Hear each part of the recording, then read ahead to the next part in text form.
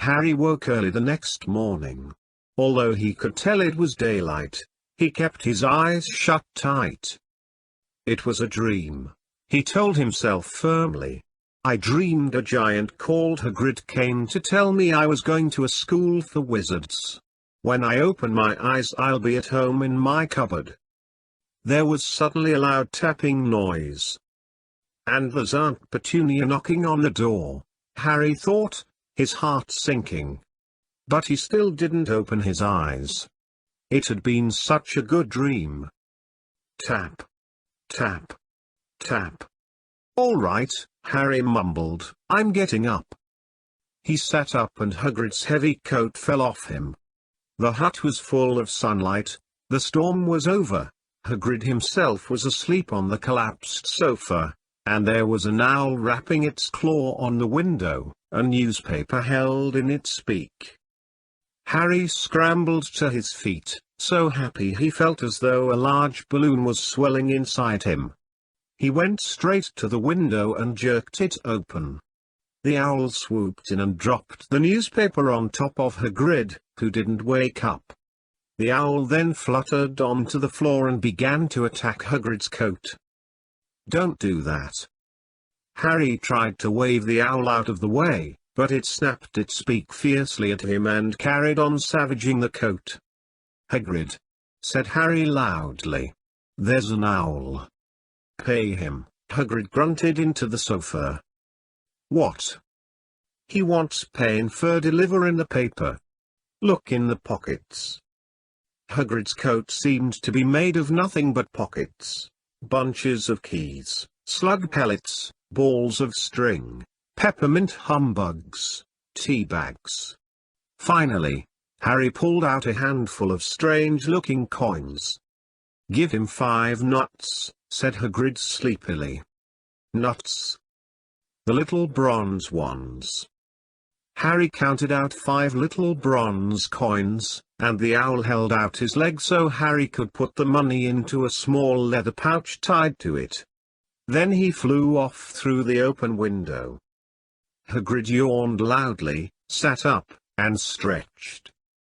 Best be off, Harry. Lots to do today, gotta get up to London and buy all your stuff for school.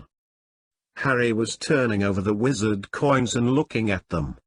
He had just thought of something that made him feel as though the happy balloon inside him had got a puncture. Hagrid?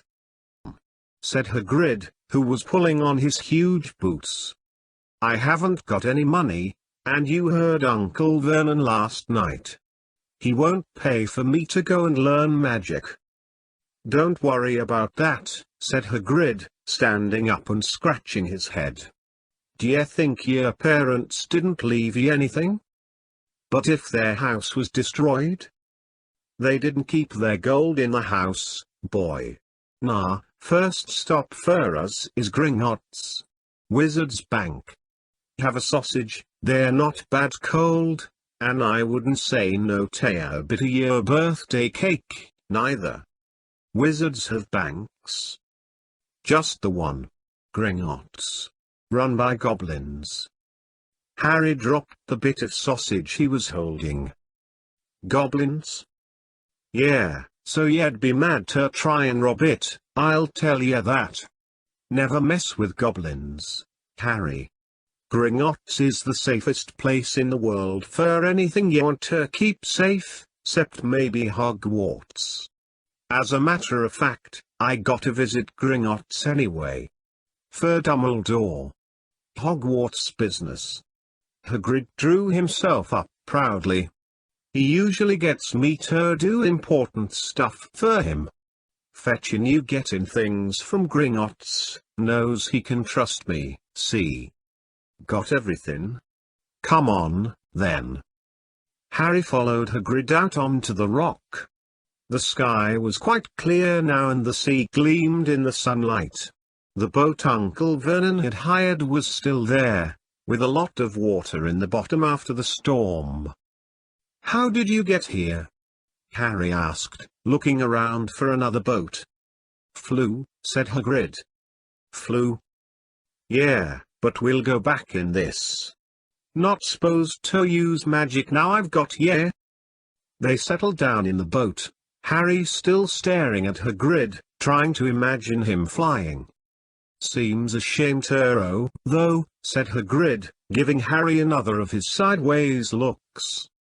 If I was to, speed things up a bit, would ye mind not mentioning it at Hogwarts? Of course not, said Harry, eager to see more magic. Hagrid pulled out the pink umbrella again, tapped it twice on the side of the boat, and they sped off toward land. Why would you be mad to try and rob Gringotts? Harry asked. Spells, enchantments, said Hagrid, unfolding his newspaper as he spoke.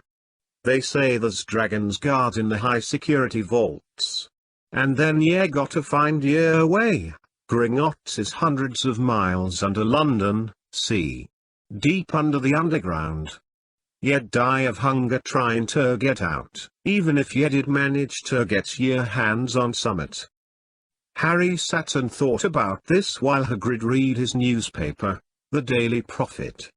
Harry had learned from Uncle Vernon that people liked to be left alone while they did this, but it was very difficult. He'd never had so many questions in his life. Ministry of Magic messing things up as usual, Hagrid muttered, turning the page. There's a Ministry of Magic? Harry asked, before he could stop himself. Course, said Hagrid.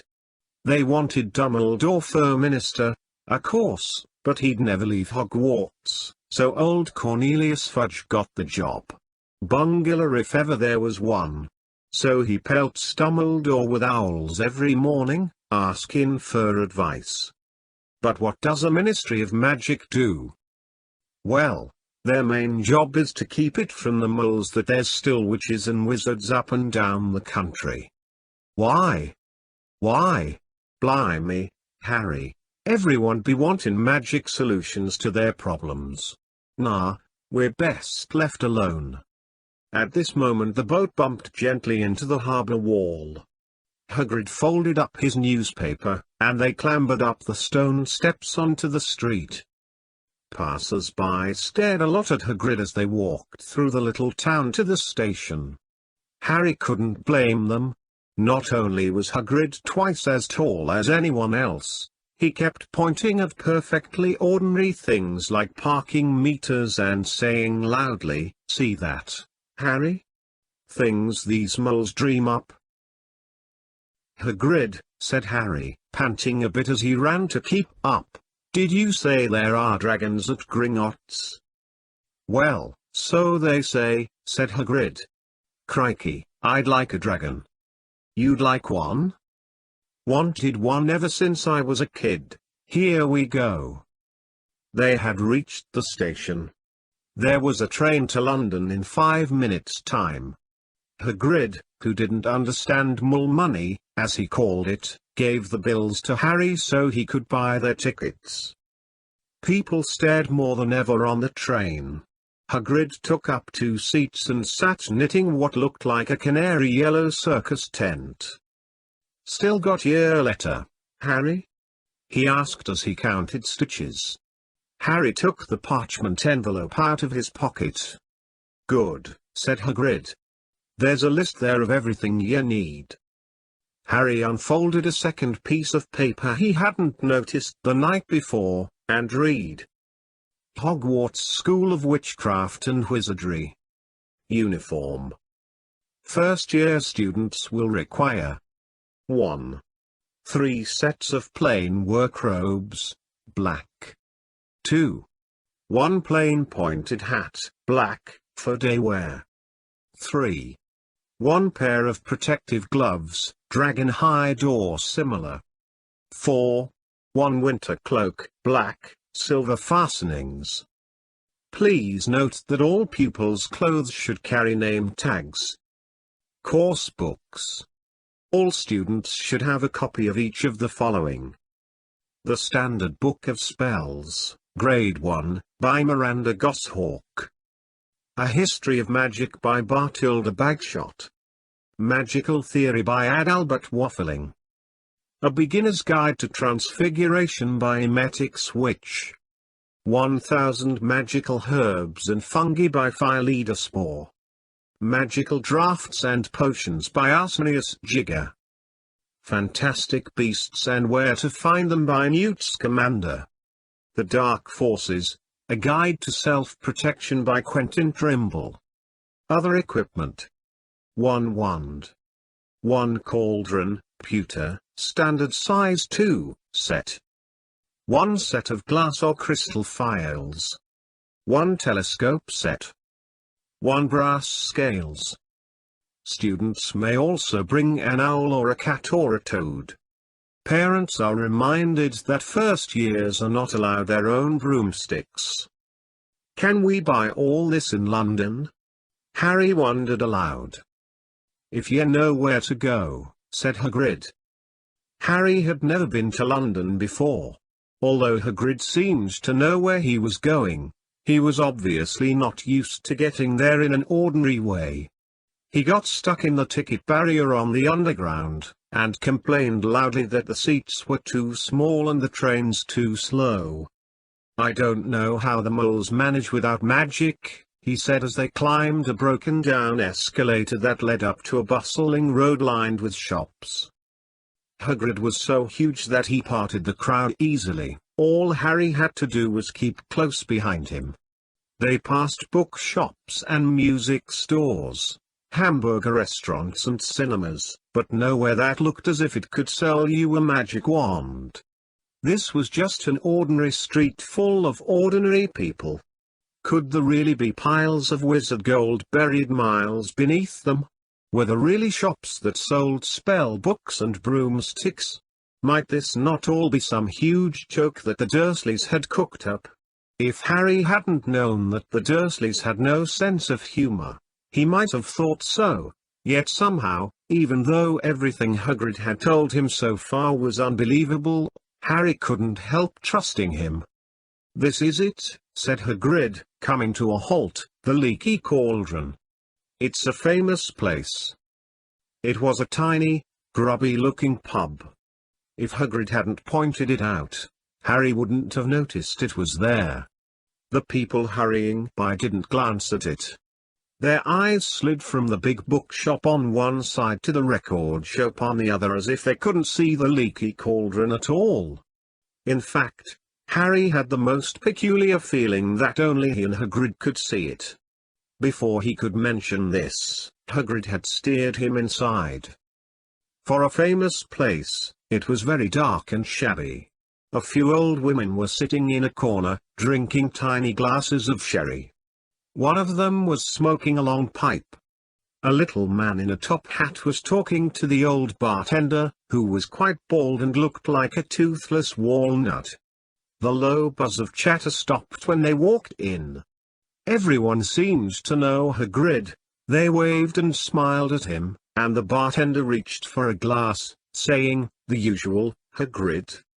"Can't, Tom, I'm on Hogwarts business," said Hagrid, clapping his great hand on Harry's shoulder and making Harry's knees buckle. "Good Lord," said the bartender, peering at Harry. Can this be? The Leaky Cauldron had suddenly gone completely still and silent.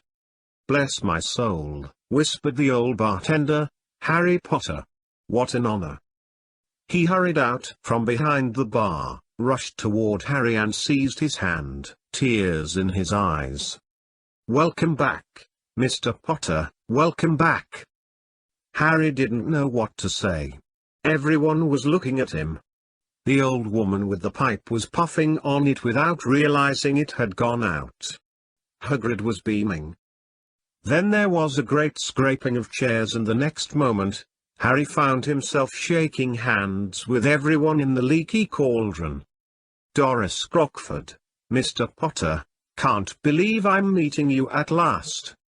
So proud, Mr. Potter, I'm just so proud. Always wanted to shake your hand, I'm all of a flutter. Delighted, Mr. Potter, just can't tell you, Diggle's the name, Daedalus Diggle." "I've seen you before," said Harry, as Diddler-Stiggle's top hat fell off in his excitement. "You bowed to me once in a shop." "He remembers," cried Diddler-Stiggle, looking around at everyone. "Did you hear that? He remembers me." Harry shook hands again and again. Doris Crockford kept coming back for more. A pale young man made his way forward, very nervously. One of his eyes was twitching. "Professor Quirrell," said Hagrid. "Harry, Professor Quirrell will be one of your teachers at Hogwarts," stammered Professor Quirrell, grasping Harry's hand. "See, can't he tell you how pleased I am to meet you?" "What sort of magic do you teach, Professor Quirrell?" "Defense against the dark arts," muttered Professor Quirrell, as though he'd rather not think about it. Not that you need it, eh, P.P. Potter?" He laughed nervously. "You'll be getting all your equipment, I suppose? I've got to pick up a new book on vampires, myself." He looked terrified at the very thought. But the others wouldn't let Professor Quirrell keep Harry to himself. It took almost 10 minutes to get away from them all. At last, Hagrid managed to make himself heard over the babble. "Must get on, lots to buy. Come on, Harry." Doris Crockford shook Harry's hand one last time, and Hagrid led them through the bar and out into a small, walled courtyard, where there was nothing but a trash can and a few weeds. Hagrid grinned at Harry. "Told ya, didn't I? Told ya you was famous." Even Professor Quirrell was trembling to meet ya, mind you. He's usually trembling. "Is he always that nervous?" "Oh, yeah? Poor bloke. Brilliant mind. He was fine while he was studying out of books, but then he took a year off to get some first-hand experience. They say he met vampires in the Black Forest, and there was a nasty bit of trouble with a hag, never been the same since. Scared of the students, scared of his own subject now. Where's me umbrella?" "Vampires? Hags?" Harry's head was swimming. Hagrid, meanwhile, was counting bricks in the wall above the trash can. 3 up. 2 across, he muttered. "Right, stand back, Harry." He tapped the wall 3 times with the point of his umbrella. The brick he had touched quivered, it wriggled. In the middle, a small hole appeared. It grew wider and wider. A second later they were facing an archway large enough even for Hagrid, an archway onto a cobbled street that twisted and turned out of sight. "Welcome," said Hagrid, "to Diagon Alley." He grinned at Harry's amazement. They stepped through the archway. Harry looked quickly over his shoulder and saw the archway shrink instantly back into solid wall. The sun shone brightly on a stack of cauldrons outside the nearest shop. Cauldrons, all sizes, copper, brass, pewter, silver, self-stirring, collapsible, said a sign hanging over them. "Yeah, you'll be needing one," said Hagrid, "but we got to get your money first." Harry wished he had about 8 more eyes. He turned his head in every direction as they walked up the street, trying to look at everything at once: the shops, the things outside them, the people doing their shopping. A plump woman outside an apothecary was shaking her head as they passed, saying, "Dragon liver, 17 sickles an ounce, they're mad." A low, soft hooting came from a dark shop with a sign saying Aelop's Owl Emporium, tawny, screech, barn, brown, and snowy. Several boys of about Harry's age had their noses pressed against a window with broomsticks in it. "Look," Harry heard one of them say, "the new Nimbus 2000, fastest ever." There were shops selling robes, shops selling telescopes and strange silver instruments Harry had never seen before, windows stacked with barrels of bat spleens and eel's eyes, tottering piles of spell books, quills, and rolls of parchment, potion bottles, globes of the moon. Gringotts, said Hagrid. They had reached a snowy white building that towered over the other little shops. Standing beside its burnished bronze doors, wearing a uniform of scarlet and gold, was... "Yeah, that's a goblin," said Hagrid quietly as they walked up the white stone steps toward him. The goblin was about a head shorter than Harry. He had a swarthy, clever face, a pointed beard and, Harry noticed, very long fingers and feet. He bowed as they walked inside. Now they were facing a second pair of doors, silver this time, with words engraved upon them: "Enter, stranger, but take heed of what awaits the sin of greed. For those who take, but do not earn, must pay most dearly in their turn. So if you seek beneath our floors a treasure that was never yours, thief, you have been warned, beware of finding more than treasure there." "Like I said, you'd be mad to try and rob it," said Hagrid. A pair of goblins bowed them through the silver doors and they were in a vast marble hall. About 100 more goblins were sitting on high stools behind a long counter, scribbling in large ledgers, weighing coins in brass scales, examining precious stones through eyeglasses. There were too many doors to count leading off the hall, and yet more goblins were showing people in and out of these. Hagrid and Harry made for the counter. "Morning," said Hagrid to a free goblin. "We've come to take some money out of Mr. Harry Potter's safe." "You have his key, sir?" "Got it here somewhere," said Hagrid, and he started emptying his pockets onto the counter, scattering a handful of moldy dog biscuits over the goblin's book of numbers.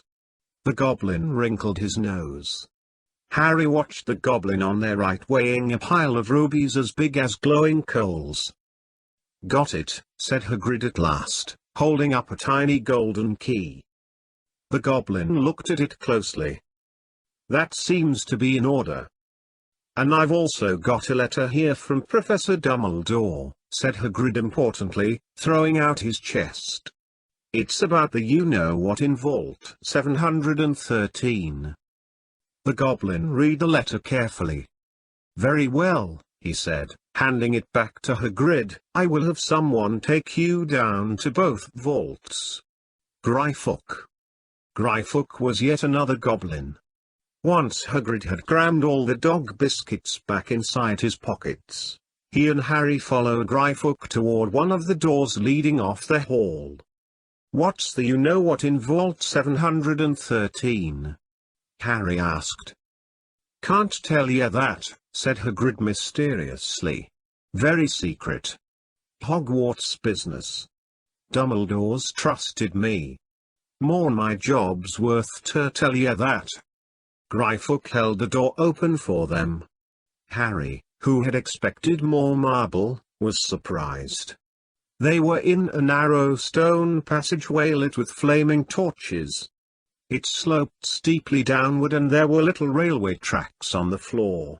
Gryffuk whistled and a small cart came hurtling up the tracks toward them. They climbed in, Hagrid with some difficulty, and were off. At first they just hurtled through a maze of twisting passages.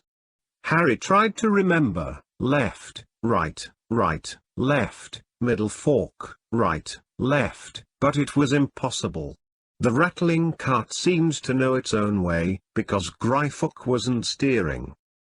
Harry's eyes stung as the cold air rushed past them, but he kept them wide open. Once, he thought he saw a burst of fire at the end of a passage and twisted around to see if it was a dragon, but too late. They plunged even deeper, passing an underground lake where huge stalactites and stalagmites grew from the ceiling and floor. "I never know," Harry called to Hagrid over the noise of the cart. "What's the difference between a stalagmite and a stalactite?" "Stalagmite's got an M in it," said Hagrid. "And don't ask me questions just now. I think I'm gonna be sick." He did look very green, and when the cart stopped at last beside a small door in the passage wall, Hagrid got out and had to lean against the wall to stop his knees from trembling. Gryffindor unlocked the door. A lot of green smoke came billowing out, and as it cleared, Harry gasped. Inside were mounds of gold coins, columns of silver, heaps of little bronze nuts. "All yours," smiled Hagrid. "All Harry's." It was incredible. The Dursleys couldn't have known about this, or they'd have had it from him faster than blinking. How often had they complained how much Harry cost them to keep? And all the time there had been a small fortune belonging to him, buried deep under London. Hagrid helped Harry pile some of it into a bag. "The gold ones are galleons," he explained. 17 silver sickles to a galleon and 29 nuts to a sickle. It's easy enough. Right, that should be enough for a couple of terms. We'll keep the rest safe for ye." He turned to Gryffindor. "Vault 713 now, please, and can we go more slowly?" "One speed only," said Gryffindor. They were going even deeper now and gathering speed. The air became colder and colder as they hurtled round tight corners. They went rattling over an underground ravine, and Harry leaned over the side to try to see what was down at the dark bottom, but Hagrid groaned and pulled him back by the scruff of his neck. Vault 713 had no keyhole. "Stand back," said Gryffindor importantly. He stroked the door gently with one of his long fingers and it simply melted away. If anyone but a Gringotts goblin tried that, they'd be sucked through the door and trapped in there, said Gryffindor. "How often do you check to see if anyone's inside?" Harry asked. "About once every 10 years, said Gryffindor with a rather nasty grin. Something really extraordinary had to be inside this top security vault, Harry was sure, and he leaned forward eagerly, expecting to see fabulous jewels at the very least, but at first he thought it was empty. Then he noticed a grubby little package wrapped up in brown paper lying on the floor. Hagrid picked it up and tucked it deep inside his coat. Harry longed to know what it was, but knew better than to ask. "Come on, back in this infernal cart, and don't talk to me on the way back. It's best if I keep me mouth shut," said Hagrid.